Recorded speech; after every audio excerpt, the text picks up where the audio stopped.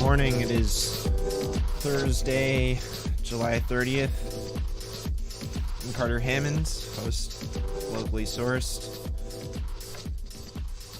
Commentary, analysis, updates from the Monadnock region, New Hampshire, and U.S. and the world. Broadcasting live right now from downtown Peterborough, New Hampshire. It's exciting to be in this space. Been working on some cool stuff lately. Coming up with new segments and stuff like that I can sort of bolster up what we've got going on here and what I've got going on here on the channel. I don't know why I keep saying we. I'm doing this. Trying to make it a we. I'm excited to announce that later this afternoon I'm going to be recording a new segment with Jonah Wheeler. We're gonna do some deep dive stuff on cancel culture versus accountability. It's gonna be an exciting conversation. We're gonna try and look at the big picture, state picture, local picture, try and understand that dynamic a little bit more, because it's one of the most divisive parts of our politics right now. And I can't think of a single person on the left that I've talked to recently that doesn't feel somewhat frustrated, at the very least somewhat frustrated, with the way discourse is occurring. And we'll talk about that a little bit in the interview today. We've got Isaac Grimm. He's the organizing director of Rights and Democracy. I may announce that again shortly when I play the interview.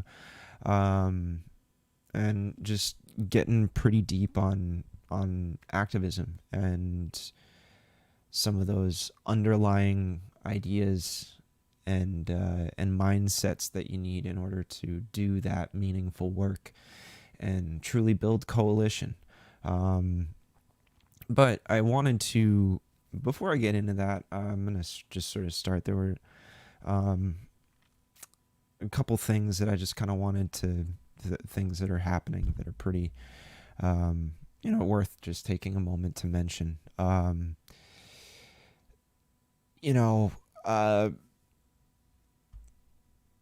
COVID crisis is ongoing, and clearly, as much as that's, as everybody may want it to end, we are not there yet, and it still affects things. And one of the main things that it affects is the reopening of schools, and something that's been very absent from the conversation about the reopening of schools is the safety and whether it's physical or emotional or economic safety of teachers. And an article that was published on yesterday from NHPR. I'll throw this up right here. Teachers union okays strikes if schools reopen without safety measures in place. So this is the AFT is nation's second largest teachers union, 1.7 million members backing teacher strikes if there's not enough safety and health measures put in place for teachers when going back to school. And there's been some pretty egregious stuff when it comes to the amount that teachers have to spend out of their own pocket in order to build protections. It's pretty hot, just awful. These are public employees, and we're not making sure that they have the resources that they need in order to actually safely conduct classes. And, much the way Betsy DeVos in the national context completely punted her responsibility down just kicking that can like a true patriot. Um, Edelblut did the same. Edelblut and Sununu are just as responsible in this context. And they've really put the onus entirely on, excuse me, got some light issues here, yikes. They're completely putting the responsibility on educators, private individuals who are working in a public context to spend their own money, which they're already not getting paid enough anyways, in large part because we tax like morons in this state, and by which I mean completely inequitably. There's, it's tough because it's very easy to fall into the broader argument surrounding this, but the fundamental thread here is that you need to make sure that you pay teachers enough, and we need to make sure that we as a society find ways to value public workers so that they are able to continue to do this necessary work of educating our children, so that we are able to tackle problems like universal health care, climate crisis, etc. Okay, so you got to respect those workers, those teachers in that space. Let's see here. So we also had, speaking of healthcare, DNC platform meeting just a couple days ago voted pretty overwhelmingly to not support Medicare for all in the party platform, which is that's pretty horrible because a majority of Americans actually support it. And the thing to note here is that this Medicare for all thing, like Bernie people had already really rolled over, and many of the supporters within that movement were really frustrated because they had kind of capitulated to the public plan option rather than just going for the gold on Medicare for all. And even with that, like even still, just zero support. So we got to ask how much are the people at the DNC actually, I mean the national DNC, how much do they really care about what voters actually have to say? And, it's a lot of gushing love for Joe Biden, and I think there's probably not, I commend people like Sebastian Fuentes who have been openly critical of this, and I'll see if I can just pull up Sebastian's tweet because I think it's just sort of worth showing here. Sebastian's really awesome. He's doing a lot of really good work. Member of the New Hampshire Latino Caucus. He's really got it right, and so we'll just I'll get this pulled up here. So here we have, as delegate to the National Convention, I will not vote for any platform without Medicare for all and marijuana legalization. Also will not vote for Joe Biden. New Hampshire winner was Bernie Sanders, and my vote will be going to candidate New Hampshire electors chose. So this is just that's what we need. We need that. We absolutely need that kind of tenacity when we're dealing with an institution of power like the DNC. Because these people are the ones that are supposedly standing up for workers' rights, standing up for unions, and I don't know. If you're going to vote against Medicare for all, something that would help many businesses because it would take private health insurance out of the equation, that's all this time and money and effort that those businesses don't have to spend on sorting out healthcare. I mean, just think about, for any of us dealing with that, it's a whole subset of stuff that we just have to know. And that's kind of where that conversation of freedom comes in, freedom to choose. Well, I want to be free of the burden from having to know copious amounts about how private health insurance works. You know, I just, that's the freedom I want. And it seems like the best way to do that is to basically stop trying to marketize that. I mean, or capitalize upon the what is essentially the suffering of the American people, the health problems that those people experience or don't experience, whether it's taking the money of healthy people to pay into that system, which is, again, it's not that that's a problem. That's how insurance works. But you're using healthy people to subsidize sick people, but then going to those sick people and fighting tooth and nail to not give them coverage on procedures, appointments, medications, things that they really, really need.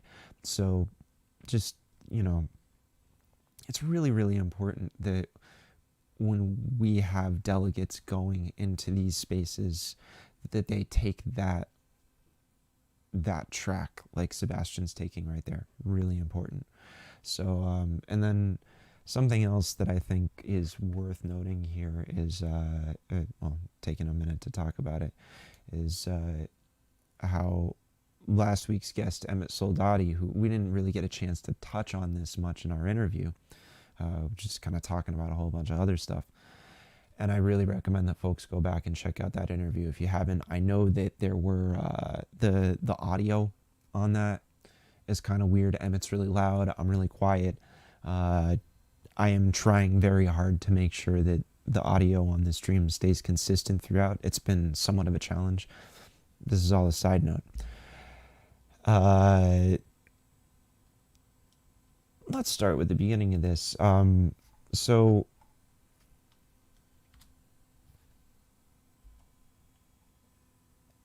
Emmett runs business called Teetotaler. It's a great business. Talk about it a lot in that previous stream, so go check it out, hear more about it there. Facebook essentially just deleted Emmett's business's Instagram. They just, without any warning or notification of why. Emmett had paid Facebook to show ads for his business. And so he has gone to court over this, and I'll put links to both of these articles so that folks can read this initial one, as well as the follow-up, which came just last week, that Teetotaler gets New Hampshire Supreme Court win over Facebook, Instagram, which deleted the cafe's account. So here it says, the justices overturned Teetotaler's owner Emmett Soldati's loss in Dover District Court. In doing so, they remanded the case back down to trial court, allowing Soldati to continue his pursuit of answers and legal redemption against Facebook for deleting Teetotaler's Instagram account without warning or explanation in 2018. So this is a really big deal because he's setting a legal precedent with this case that that unless they tell you why, you can take them to court. If your account is deleted or taken down and they don't give you a reason, especially after you've invested for advertising, you can fight them in court, which is really good news because, I bring it up in the interview with Isaac, but there's coverage which I will try to link to as well from Twitter. David Dayan did a decent job, more than decent job in my opinion, covering hearing with big tech executives. Let me see if I can pull that up.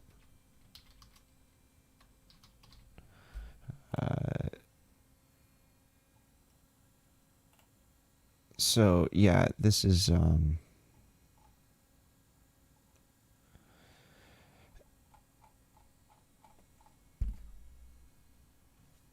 this is I'll throw this up. This is David Dane's massive thread on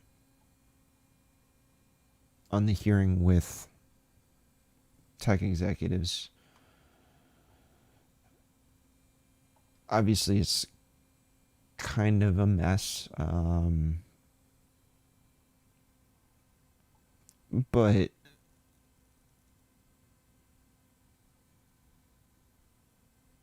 it's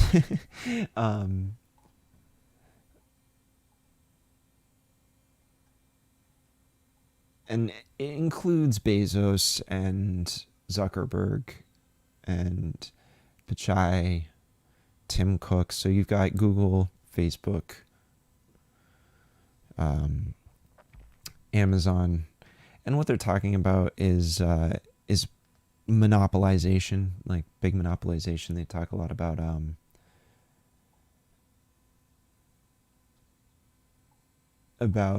there's many questions about Facebook copying business models. There's a bunch of questions to Amazon about counterfeits. Jeff Bezos basically cops to predatory pricing, and how through the 3P program, they've completely they refer to Amazon refers to sellers on Amazon through the 3P program as internal competitors. So it's big hearing about conflict of interest, but to see Emmett getting a win where he can take these big companies to court, these guys who really just don't have any kind of willingness to consider what they're doing and how what they're doing is wrong. It's a big win, and it's really awesome that we have somebody from New Hampshire who was able to do that. And it's really awesome. I mean, I'm really glad that I was able to have Emmett on the show. It's super cool. But, you know, something that I get sort of uplifting news, like, hey, we can make history from here, folks. We can absolutely make history in this time, in this place, in our state. So, yeah, I think that's just a quick rundown of some stuff that I just wanted to bring up. Maybe after this, I'll kind of, after I show the interview, maybe I will get, maybe we'll talk a little bit about some more national stuff. We'll see. But I do want to make sure that I take the time to record, prepare to record this segment with Jonah this afternoon, which will also, I'll have that up hopefully by the end of the day today. So that's the target. But at any rate, right now, I'm going to pop over and we're going to do this interview with Isaac Grimm. So hang tight and we'll be right back.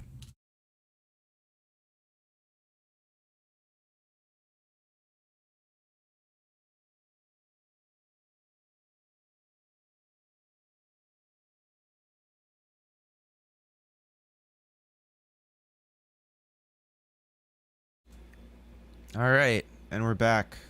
It's locally sourced, and today we've got on Isaac Grimm, and we're going to be talking about some more detailed dives on just basic organizing questions, because it's always useful to consider that kind of stuff in a more holistic way. So right now,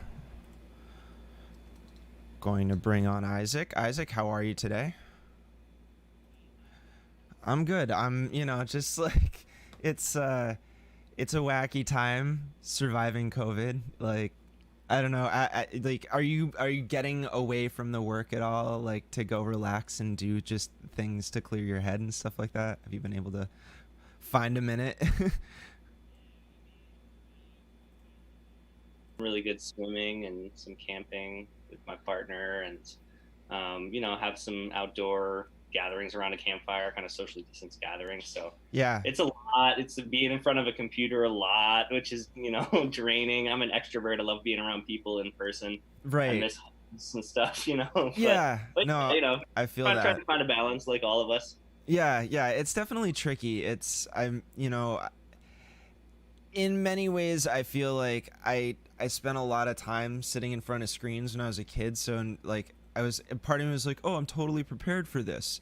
And but yeah, I am realizing sort of the breakdown of like it's like I just recently moved the show down to the office here in downtown Peterborough, and it's been nice to get out and like see the town a little bit. So, Yeah. but all right, so let's just get into it because I know that you're a busy guy and I don't want to like take too much of your time here. So, you've spoken directly about working on helping folks envision a future of what things could actually look like and building a powerful local base of support that will do the electoral work later this year. You've also indicated the middle step using the it, the way you talk about it is the day after election day is just as important. And this has always been one of the most challenging obstacles for movements like this one to overcome, mainly because movements like this are often extinguished by powerful anti democratic institutions, but also because there are very frequently insurmountable disagreements that happen within coalitions like that, and just broader movements. So, how do we avoid error from or prevent from happening in the first place, that like eroding of power, like our own power once it's in our hands, and still finding a way to like offer measured criticism of elected officials with the consideration of maintaining the coalition with them? If we agree with them, you know how do we not alienate them in the process of critiquing them once they have power? Yeah, it's a tough balance to find, but I mean, I think it is critical that we find that balance where we know what moment we're in and how we go about the fight, right? So when we were still in the midst of the presidential primary, that was a different moment. We had a real shot at, Bernie Sanders actually winning the nomination, at a real like movement candidate who has a very different view than the Democratic establishment of what, kind of deep and structural reforms our country needs. That's not where we're at anymore. We could talk all about that story for too long, but now we're in a moment where we have a candidate who is way better than Trump, right? But who is we need to push and we need to move to have a more progressive policies. The thing that gives me hope is that Biden is someone that we can actually move, right? What I think about elections is you're basically organizing who your next target is that you're going to organize to move, right? Like Right. you are choosing who your target is in the future. Ideally, that's even someone who you're in relationship with and in alignment with. But even if Bernie was president, he talked about there needed to be a massive movement to push things to change, right? So Mm-hmm. with Biden, that's absolutely true. And there was definitely some good movement forward with the climate plan they came out, and all the folks who were part of the Bernie movement have been working really hard to make that change happen in Biden's platform. And the movement in our state and the movement in connection with people across the country needs to be doing the same. Mm-hmm. Like we need to make sure that Trump doesn't stay in office for 4 more years. Yeah. Like he is, I would say, the biggest criminal in like the history of our country right now. Yeah, Just I when mean, you like think about I've said it to people. I was like, I'd rather criticize Biden for the next 4 years than criticize Trump. Like, if I have to pick an enemy, I'm the neoliberal than like right, right. attacking the I'd rather crazy have a right wing guy. neoliberal than a white supremacist fascist as the Exactly. president. Yeah. Yeah. So, and like there are gains that we can secure in a Biden presidency that we cannot like wring from Trump. Like Trump Right. doesn't give a shit about us in any way, shape, or form. Right. So yeah, I mean, I think there's no reason we should shy away from being open and honest and to push for candidates who are not fully aligned with where we are in terms of a progressive platform, to work with them to try to move them, to educate them, right, to make Mm-hmm. demands. But it doesn't mean we should like throw up our hands just because a candidate's not exactly who we want, right? Like we gotta live in that tension between like the world that we want and the world as it is. If we're only Right. living in the world as it is, then we're being too practical. We have no real, radical vision of a better future, and we're just the status quo. If we're only living in the world as it should be, then we're not actually grappling with reality. We're not actually going to build power. We're going to become a smaller and smaller clique of people who are just all, pissed off, but not actually like doing that uncomfortable work of like that, finding that Right. balance, right, between like radical and practical. Right. And I think this is sort of like, this is the thing that I'm always curious about, right? Is like, okay, so this is where the biggest discomfort that I see within the left comes up, is that having to hold both truths, you know what I mean? It's not like, it's not one or the other. And then oftentimes the discomfort that, like, I think, in my personal opinion, I think it can lead to like sort of the cancel culture type of reaction that people will have, that creates what has been historically referred to as the circular firing squad the left will make. And I'm always curious as to, like, when we're in private conversations with people that like we're working with, we're trying to lift up our fellow activists or our fellow fighters within the movement. Yeah.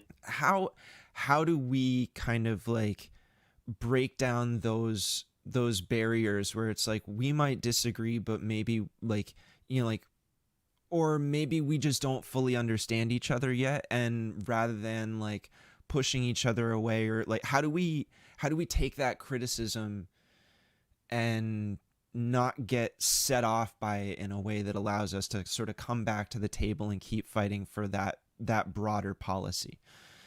Yeah, I think up front it's really important to invest the time in developing like real deep relationships with people that we're organizing with.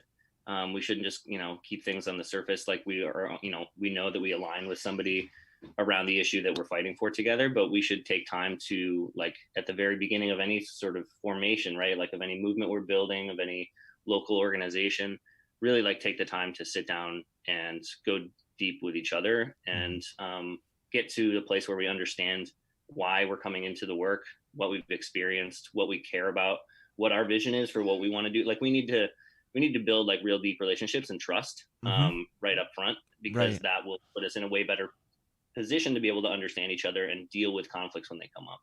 Right. Yeah, exactly. Well, and I always think about it too, as I guess this sort of gets on to the next question that I had, kind of, but it's like, you know, we live in a swing state, and a lot. I mean, I think it kind of depends on what side of the jar you're looking at it from, but I think that itself speaks to many things in this state being issue based, right? Like people will care really strongly about like a specific set of issues,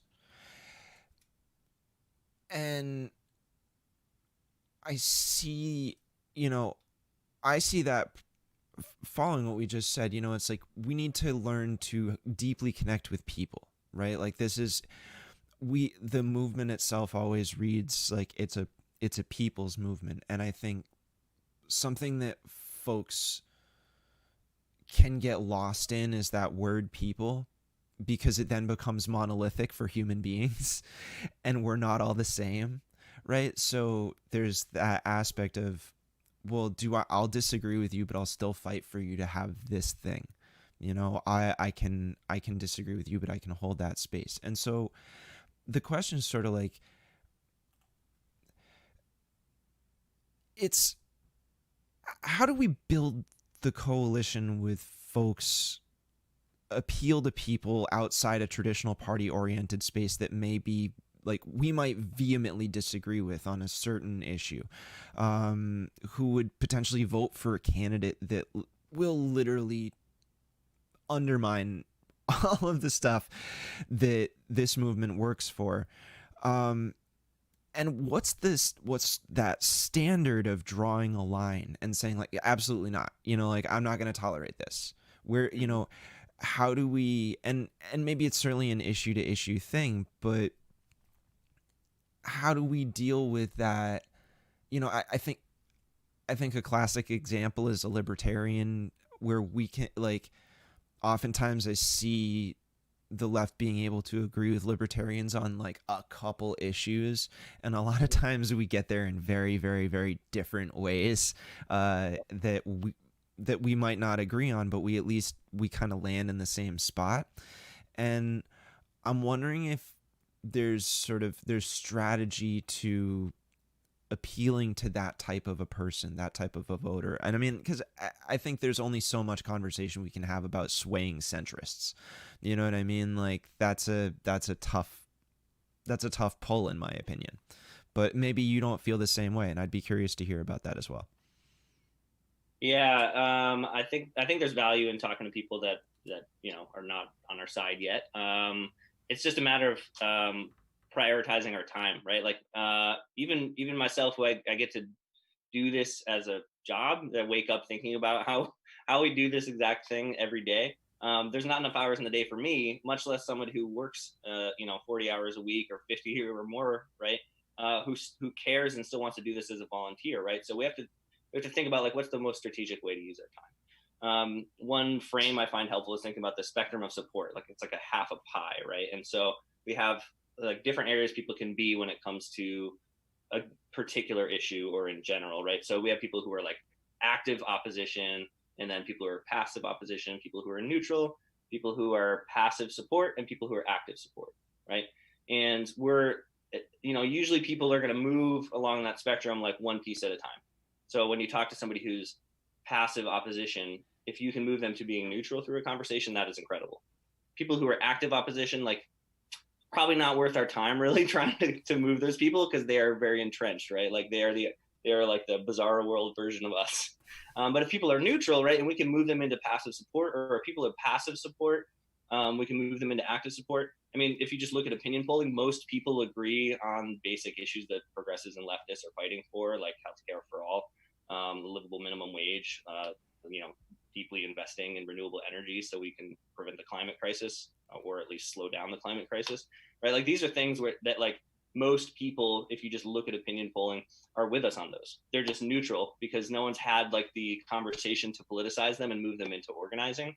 So I think that most of our time should be spent, not really arguing with people who are in the active opposition, maybe to some extent people who are passive opposition, because I think people can move and but I think the most of our kind of time should go into moving people from like being neutral or being Yeah. passively supportive into like throwing down with us, because that's actually most people in general. Yeah, and I think it's like I guess this sort of in a lot of ways I ask this question not because like it's funny. I spend a decent amount of time asking this question on this channel, and I think the reason I really do it, right? Like I was trying to reflect. I'm like, why do I keep going here?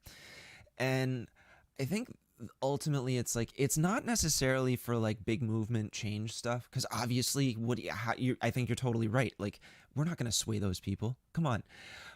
But I always think about how many stories I hear from people that are like, "Oh man, yeah, I've got this like crazy Trump uncle," or like, "I've got this crazy, right wing, conspiracy nut grandpa or whatever," right? Everybody's got this sort of like relative, and they get into these bouts, and I've definitely heard stories about people managing to make appeals that get folks like that to reconsider.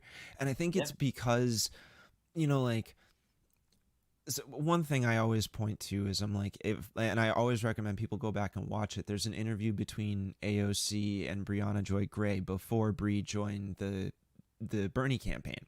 It was at South by Southwest, and it was for The Intercept. And at one point, someone comes up and asks AOC about like, how do you change someone's mind? She's like, don't do that. Like, like don't bother trying to do that. You're gonna waste your time. You're never gonna make it. It was like, go back and find what you agree on and get back to a personal experience, and then say, okay, where did this, like, where did your opinion change and mine stayed the same? And I think that might actually be even easier for folks within their families. And so that's like, I guess the question, I always ask it because I always want leftists who have to go to the holidays or whatever and deal with like crazy Yeah. relatives, like have some ammo for that, and like Right. so that No, you and don't you have to. can move people. Like like Right. that's one program we're doing right now at Rights and Democracy. we have 7 people who are phone banking every day and calling Trump leaning voters and undecided voters. And they're Yes. having deep conversations with them. Like they're seeking to have like 30 to 45-minute conversations with these people. Mm-hmm. And they're measuring the impact that it's having. So at the beginning of the conversation, they're asking, how likely are you to vote for Trump? Like 0 to 10. Mm-hmm. And then they're going about the conversation in a way that we have like worked on this script and practiced, and it's hard, but it's effective. They're really like making a human connection, helping the person kind of draw out the issue that they name, like why they support Trump, and then like actually think about the impact on themselves and on the people that they know and love, right? Like humanizing the issue, Mm-hmm. and then helping them see the contradiction, like the cognitive dissonance. They don't use that word with people on the phone, but like Right, obviously. helping people to see that they have like there's mixed feelings on here, and there's a divide between like the opinion and the reality that they're experiencing in their lives. Yeah. And then they're asking them again at the end of the conversation, how likely are you to vote for Trump, like 0 to 10? And we're actually seeing like a 20 to 25% movement rate from the beginning to the end of the conversations, which is Wow. amazing. So you can absolutely move people. It's just, Yeah. it's not by getting in an argument with them or throwing, owning them or calling them out or throwing Right. facts and figures at them. It's by actually like appealing to their humanity, making a human connection. Getting to areas where you do agree, and then like getting people into a place where they humanize the issue, where they Yep. trust you and can listen. Like that's how people move. They don't move by getting yelled at. Right. Yeah. you know, Yeah. or Exactly. like it's like that's how humans work. Like we are influenced by our heart more than like our mind when it comes to political decisions. Right. Right. Exactly. And that's like, I think this is the type of strategy that I like. I hope, and I'm glad to hear is being considered, because it's like, again, when you're doing a movement for people, it's not just about like posting good snipes on the internet. You know what I mean? Like, get off of Twitter, like get off of Facebook. Those are terrible places. It's not to say that you can't get work done in them, but it's not. I mean, look, there was the like last night as I was going to bed. I know this is kind of off topic, but last night I was going to bed and I was reading David Dayen's coverage of the hearing with Zuck and Bezos, and like Bezos is just repeatedly copying to predatory pricing, and it was pretty grotesque. And I'm just like, oh man, these platforms are not our friends. Like they're as that's something to always sort of put out there. Is like, yeah, we have to remember the role of them in that type of thing. And the online activism isn't just sufficient activism. Yeah. Yep. It's a tool that we should use to the extent that it's useful, and then we should use other tools that are more useful, like calling people or talking to people in person, which is extra tough right now in the pandemic. And Right. so it ironically, it makes the digital kind of organizing more important right now than it would be otherwise. Most of the time when we're not in a pandemic, I'm telling people, go talk to people face to face, right? Go knock doors. I'm not telling people to do that right now. So, but maybe this gets into an interesting question though, right? Like, what's the shift been like out of that physical realm and into these like Zoom calls? You know what I mean? Like we've never had the chance to meet face to face. Sure. Like we're sitting here today doing this video call, and like I would much prefer it if we were doing an in-person interview. Like I used to do those on the channel before this happened. Like I'd like to get back to it. But it's in all seriousness, like how do we overcome that divide? I mean, locally I've seen a lot of challenges for us in our town about like dealing with just the problem of mediation of big tech in democratic things that are happening. Like, if your town's trying to do a select board live stream or something like that, or, like city council live stream, and Facebook's truncating comments, like, or, it's things don't come in at the right time, or there's, it's like, how do we deal with that barrier between the tangible in-person activism and the digital activism right now during COVID. Yeah.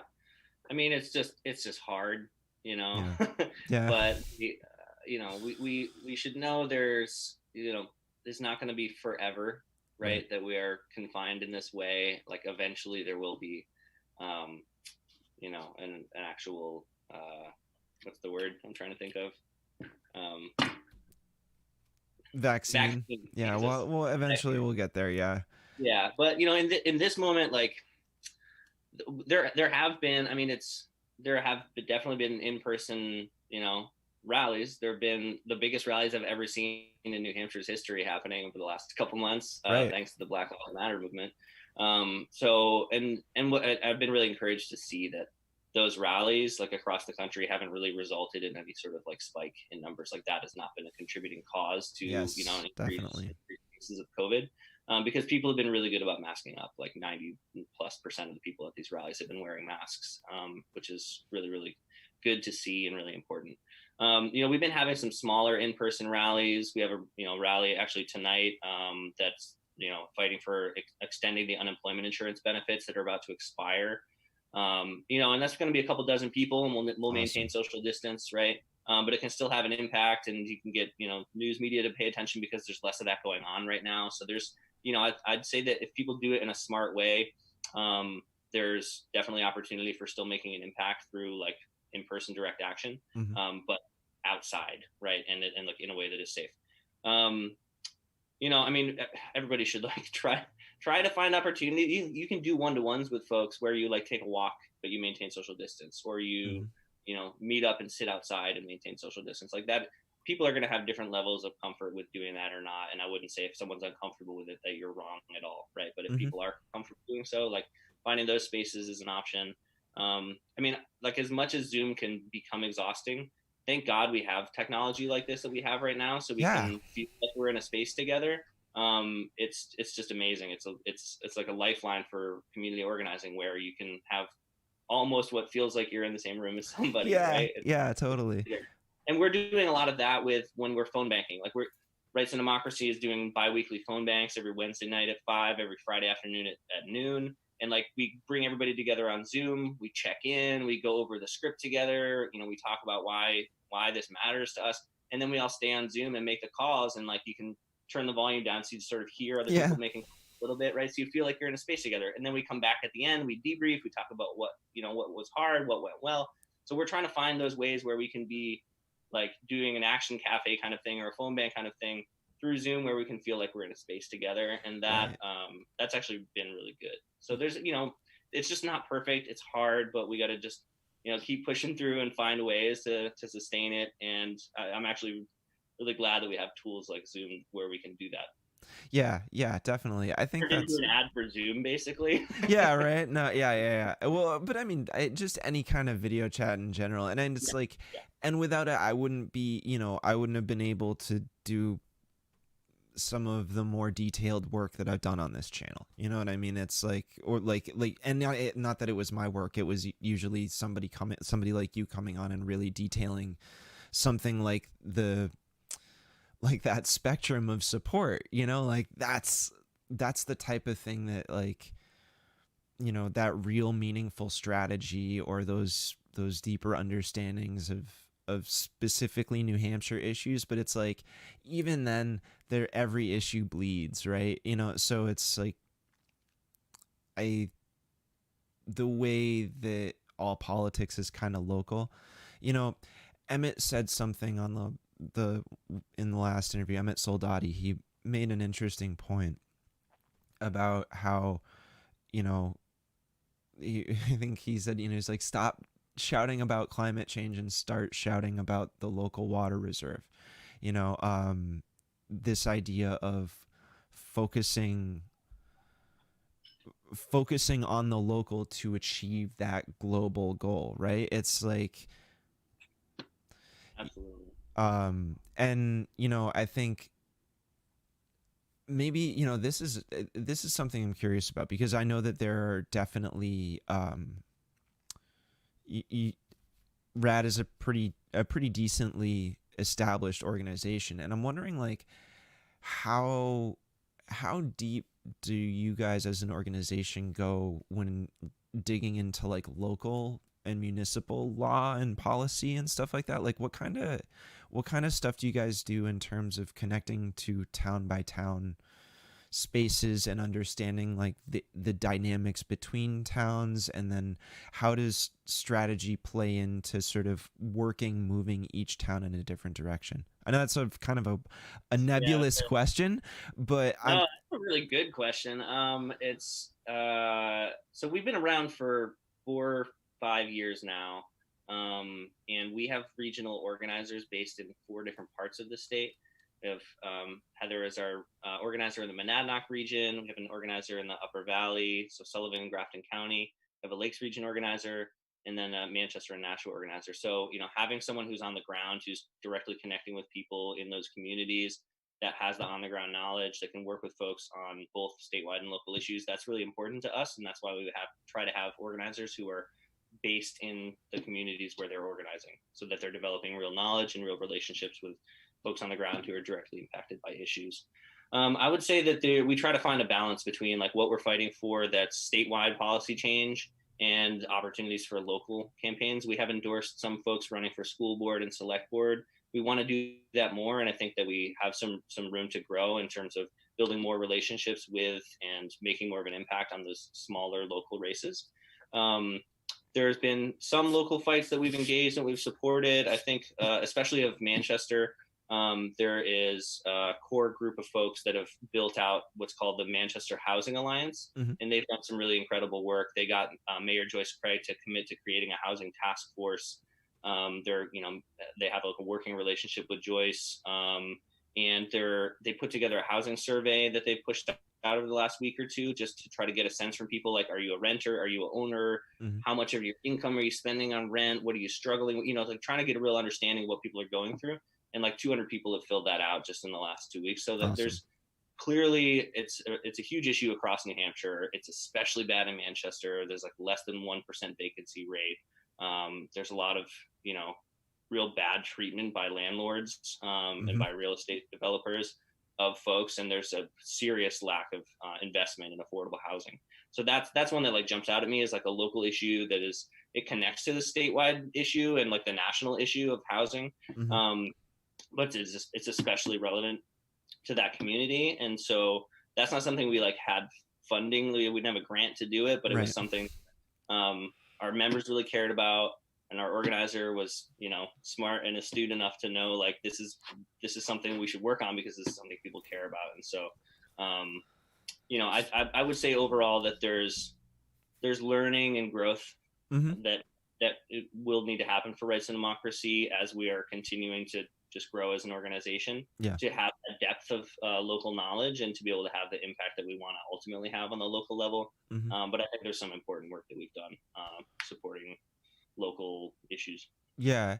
And I'm curious, like I think um this is gonna sort of get into like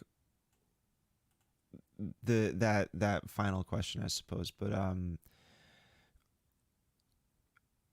th- I'm trying to I want to make sure that I approach this topic in the right way, because like I think you just alluded to something that's like, for me, is I hear the need for helping folks who are really alienated. Like the housing issue is tough for me. I guess part of the reason I get stuck on it is because the housing issue is tough here in town. I've definitely had my own problems with it, and I care about it.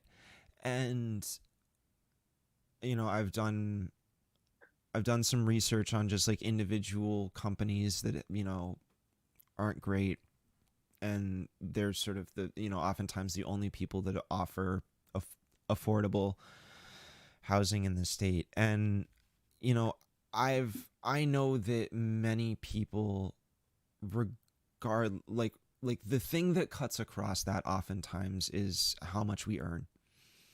Mm-hmm. And this always kind of brings up the issue of class for me, and and economic position. And I always wonder when I like I mean, for you, how do you connect that like that really personal individual feeling to that broader struggle of like, hey, we're missing food and shelter and clean water. Like those are basic like things that animals need. Like those are basic human rights. We've got people that are hungry, they don't have homes, they don't have clean water. And how do we how do you go about explaining to somebody like, look, we will be able to help you individually by doing this particular bit of policy?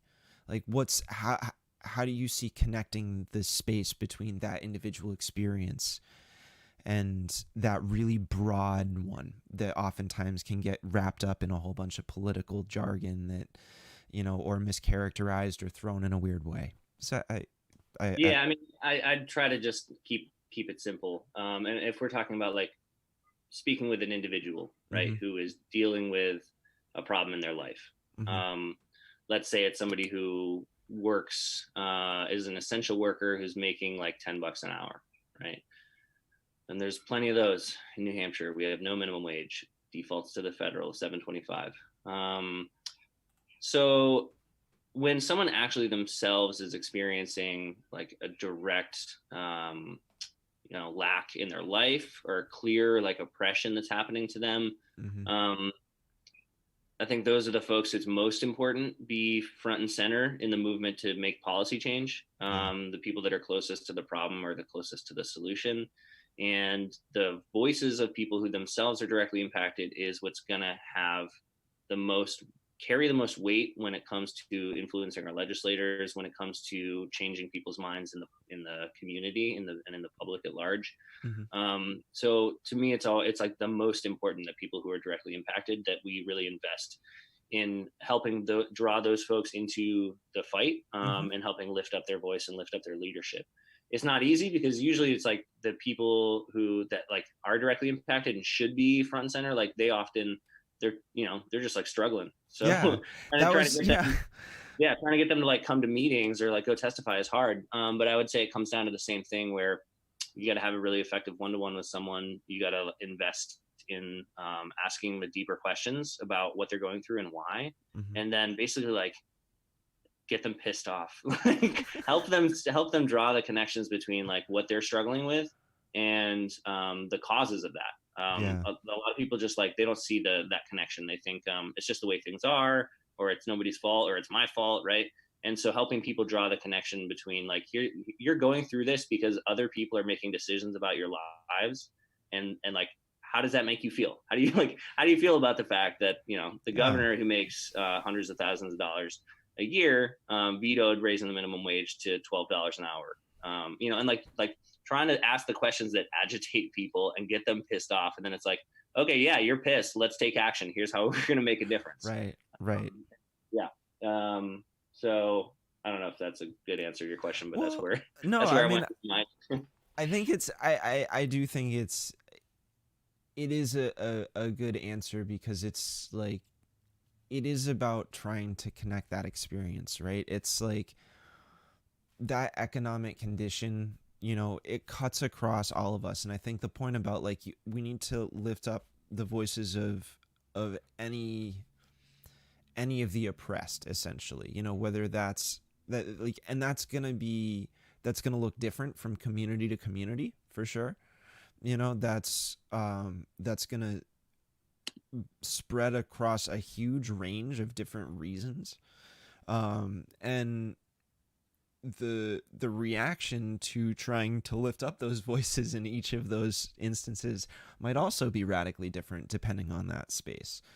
And and I think that gets back to like what parts, you know, where do you feel like that reconnects into strategy? This like, I guess it sort of gets back to that other question about like if you were to do sort of like a personal thought experiment and say like, okay, how how much do we remove our own biases about like about how to organize when we step into organize? Like what's that mindset like when you're going into a space that you're trying to learn about, Hmm. and how do you square sort of that, like, okay, it's like I may have a whole slew of years experience as an organizer, but I've never been in this community before. And how how do you find you deal with that sort of that, I guess, dissonant moment? Because that's I mean, I guess the context in which I'm asking this is, I think, again, for organizers who are looking to get into the work, that's going to be a challenge that they'd face stepping into a new space that would cause feelings of maybe self doubt or just, apprehension at a time where Yeah. you might really need to step forward. So I'm just curious as to how you view that.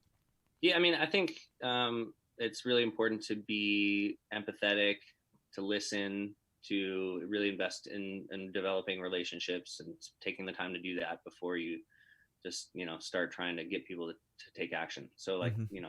being intentional, being relational and empathetic. It's not that even in your own community, like a handful of people, but if you're really trying to organize people and trying to build a movement, you're going to need to talk to people you don't know. So Yeah. that's going to be true no matter where you are.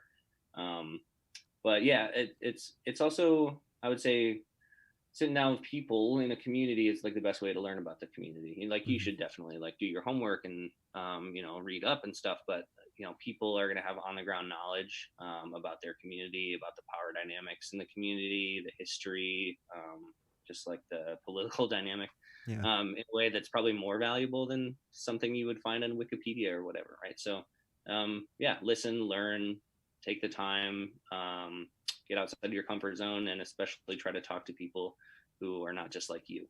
Yeah. Being Well, an organizer, a pitfall can be just organizing with people that you sort of jive with, right, or that are like you. But making the effort to connect with people who are directly impacted and people who are going to bring a diversity of voices and experiences and backgrounds into the organizing, that's really important. and then I think also it's like, have faith in yourself. Like, have faith in yourself and your peers that, like, even if it's hard, you've got that support. You know what I mean? Like, you can Yep. like, it's okay to have a little bit of ego in this. You know what I mean? Like, it's actually not a bad thing, because that type of charisma can help. So it's not, and it's not saying think you're think you're hot shit, but it's saying, like, how feel Believe in yourself. okay. Yeah, yeah, yeah, yeah. Be able to lift yourself up when you need Yep. to in order to do that work, because it is a courageous act to step out there and be like, okay, I don't know anything right now, and I just need to listen. I that's I think, yeah. I mean, I've been trying to do as much listening I'm a talker, so it's difficult, but I've been trying to just, when I'm out and I'm in spaces with folks, I'm just trying to listen more these days, and just like, because Great. I think something that I've found, and maybe you find this to be true as well, is that oftentimes when you give folks space in a conversation, that they will fill that space themselves and maybe give you more information than if you had just responded, to their original thought. It's like, and I've found that I've learned a lot more from folks that way. So I guess some, a question I would have for you is like, what are some specific things and tactics and ways that, like, things that you listen for, and ways that you approach trying to listen to folks? um Asking why questions. It's if you ask somebody who care, like what issue is most important to you, Mm-hmm. right, and then whatever they say, like, why is that, where's that coming from for you? Yeah. What's that about, tell me more. Just like actually figuring out more ways to ask questions that help people go from the surface to more personal, more in-depth stories about themselves. Mm-hmm. um, Yeah, listening actively, not just listening with thinking about what your response is going to be. Yeah. It's really important. Yeah. Uh, Yeah.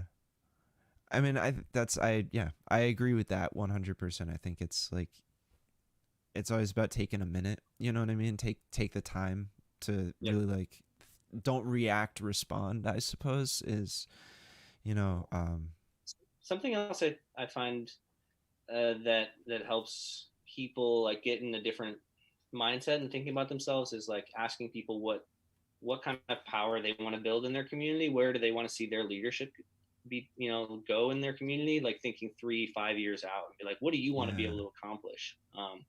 Like how many people do you want to be able to move to take action? What do you want to look back in 5 years and like see that you've accomplished? So like trying to get people to vision out like their potential for the kind of like leadership and impact and power that they can build. Because if most people don't get asked that question, and it helps people realize like, oh, it's inspiring to think about like what you could accomplish and getting people to Yeah. go there in their minds. It helps kind of people like be more self-inspired, and also Mhm. like it helps you get an understanding of like, okay, what's this person's like potential and ambition, and if they're like, and that's just like to start getting to know them. But when Mhm. you do get to know them better, you should take notes of like what they said when you got to know them at first, and then you can reflect back on that and be like, you Right. said you wanted to like you wanted to become a senator, or like you Yeah. wanted you wanted to be able to like completely flip the city council. So how are we going? How are we doing there? Yeah, yeah, yeah. Where you at? Yeah.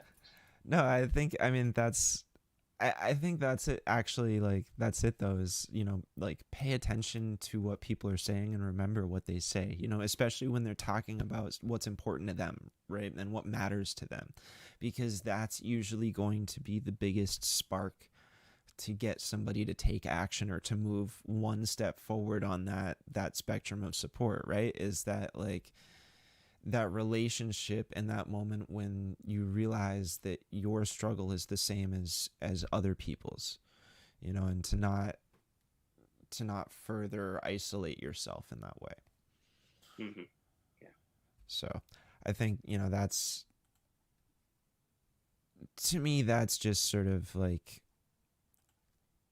that's pretty crucial, that like, and I know it can be tough to talk about because it's sort of like there's almost not really one answer. Everybody's going to have a different way that they deal with that, but I always want to take a minute to sort of get into that mindset, like that being an organizer mindset.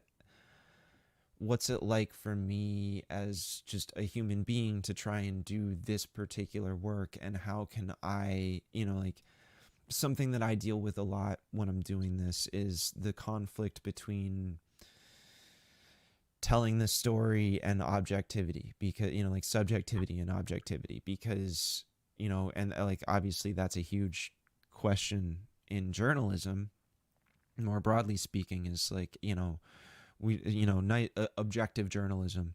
And I never believe that exists, right? Because I always like there's no way for me to not be me when I approach looking at an issue, and there's no way for me to not include my life experiences as I'm looking at that, or like put that through my lens. Like we're all a lens.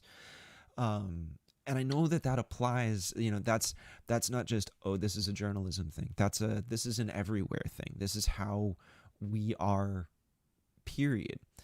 And I've personally, I've found that trying to consider that outside of whether I'm doing it with art or I'm doing it with journalism, that it helps to understand that bigger picture while still being able to see the really small parts, and then taking a more holistic approach. So I'm always curious as to what that looks like for people who are doing organizing. Yeah.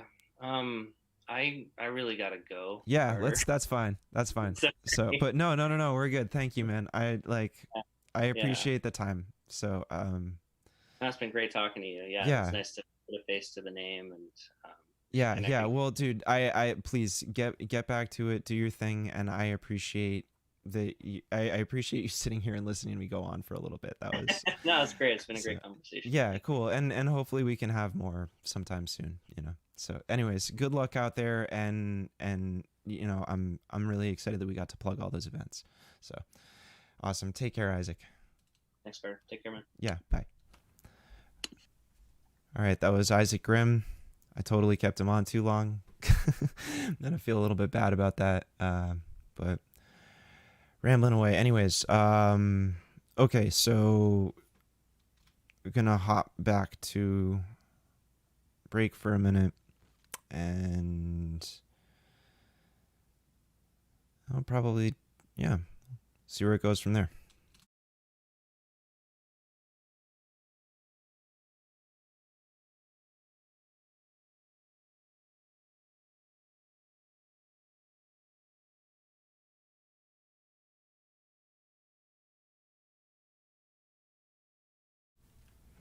All right, folks, back. So stream's gonna end here shortly. But I did sort of, you know, after that interview, I kind of wanted to, and it's this. I also hope that this will sort of be a primer walking into this afternoon as well.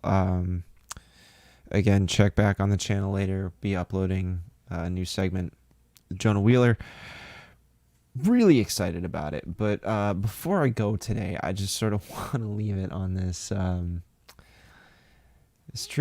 tweet from our current president, and I just, I really don't want to be bumping his tweets. I don't care, but something that I want folks to just consider is that, the class struggle is kind of the grandparent, the great grandparent of many of the other struggles that have killed hundreds of thousands of people in this country over centuries. That it's really in many ways the origin point for so much of the strife that we experience today. And so I don't want folks to ever forget that it'll be racist, it'll be sexist, it'll be homophobic, it'll be transphobic, it'll be anti-disability, it'll be all of those things. But never forget that it's a class war, and this exemplifies it, right? Like, look,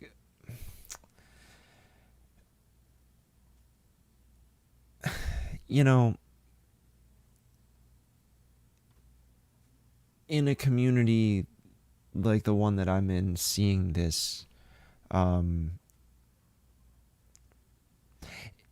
it's weird because I know that the people that would benefit from this most don't even necessarily support him. But that's kind of the point, right? Like, it depends on, much like I was speaking about with Isaac, it comes down to the way that community is. And that, yeah, this is racist. This is racist as hell. This is really, really, really fucking racist. But it's even more than that. It goes further. Because it's not just victims of redlining that are getting squashed right here. It's low-income, working-class, blue-collar white workers as well. It's non-black immigrants. It's indigenous people. This is an issue that cuts across everything. And we cannot forget. This is one of our most recent examples, but we cannot forget that this is indeed a class war. And that when we go out and we fight for policy, we have to fight to dismantle this.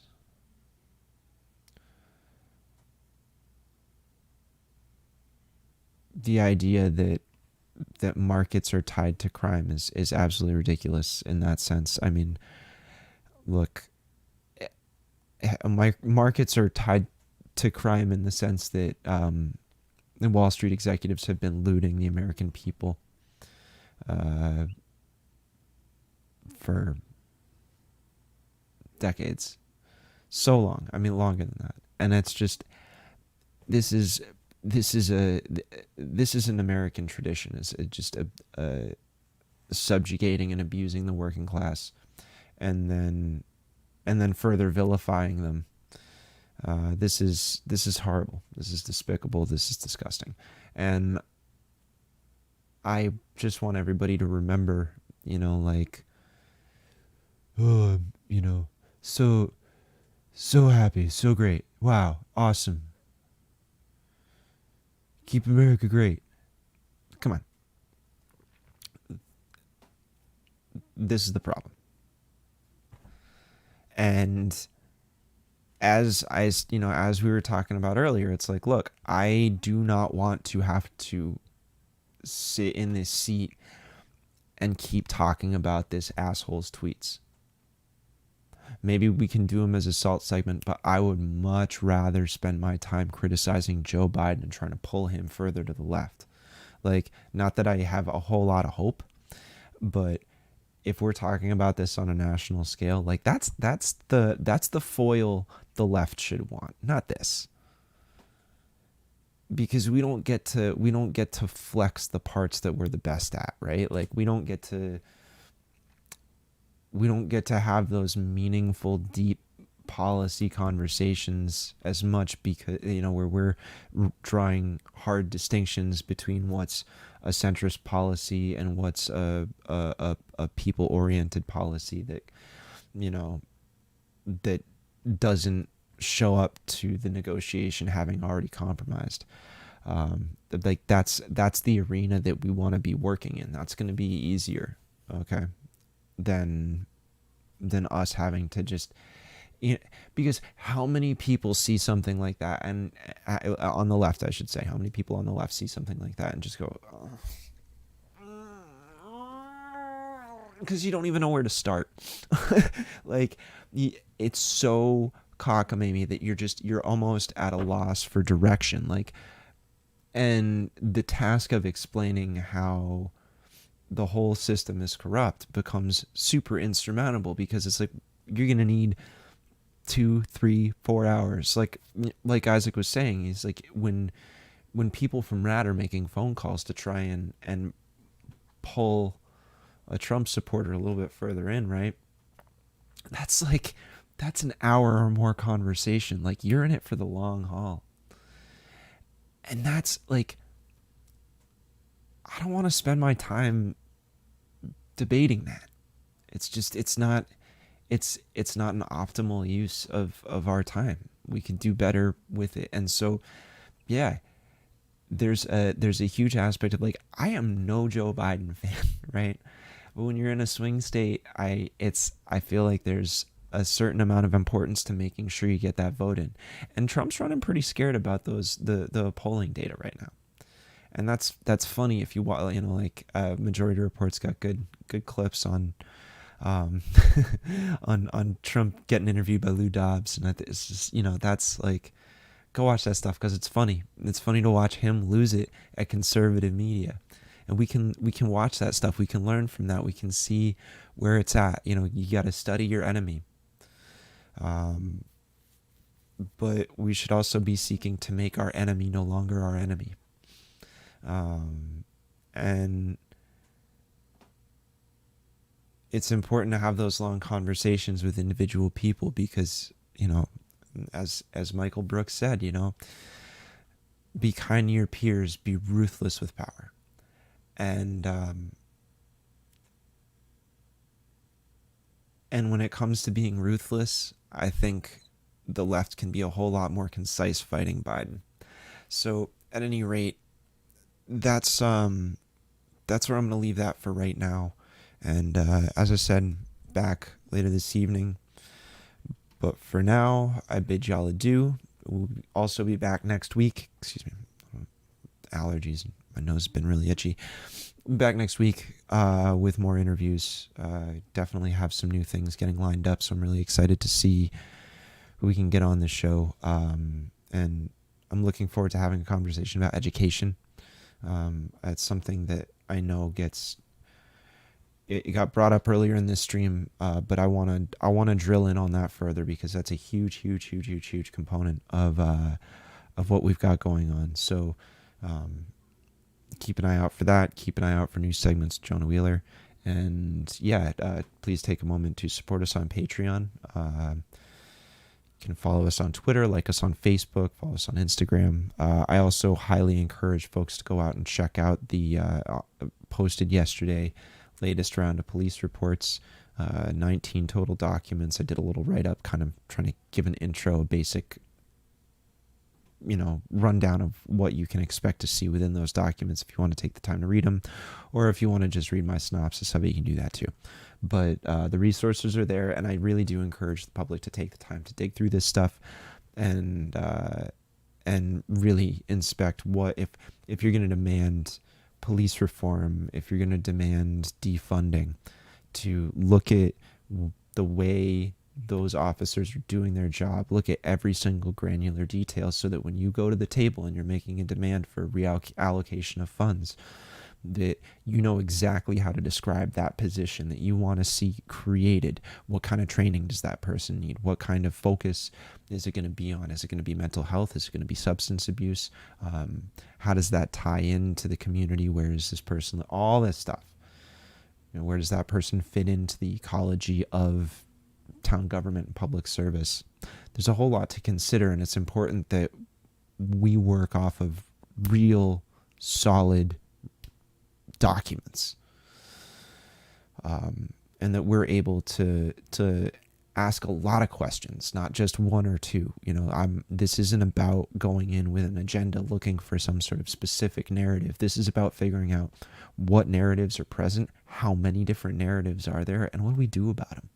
So I just wanted to hit on that really quick. Again, I'll pop down to the lower left-hand corner here. You can hit subscribe, smash the like button. Always helps. And the little bell will give you notifications anytime we go live.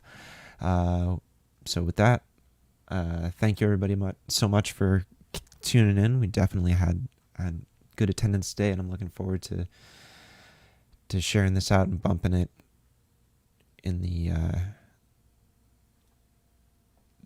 the social media sphere. So take care, everybody. Catch you later. If I don't see you, enjoy your weekend. Bye.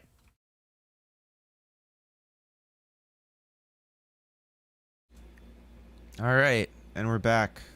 This is locally sourced, and today we've got on Isaac Grimm, and we're going to be talking about some